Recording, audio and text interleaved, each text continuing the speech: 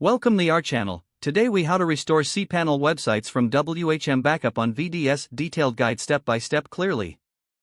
To restore cPanel websites from a WHM backup on a virtual dedicated server, start by logging into your WHM interface.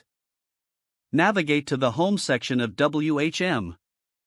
Locate the backup option in the left sidebar. Click on Restore a full backup/CMO file. On the Restore screen, you will see a section to enter the backup file name. Input the desired backup file name that you wish to restore. If you don't know the exact file name, you can connect to your server via SSH.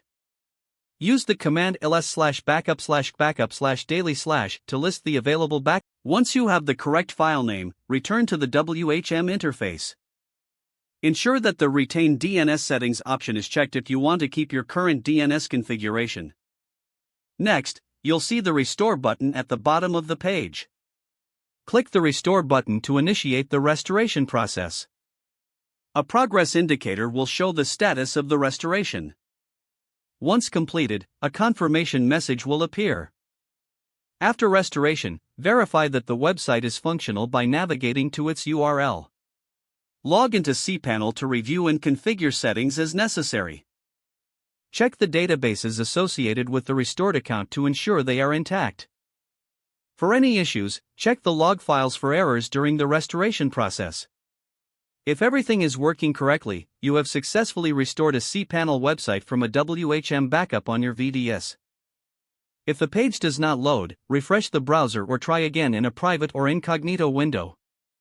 Make sure you are using the correct email address, then retype it carefully to avoid small typos.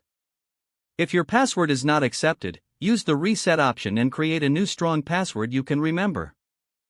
Check your spam folder for verification or security emails, then complete any requested confirmation steps. Enable two-factor authentication if available to improve account security and reduce unauthorized access risk. After signing in, review your profile details so your contact information and settings are accurate and current. If you see an error message, note it down and try again after restarting your device and internet connection.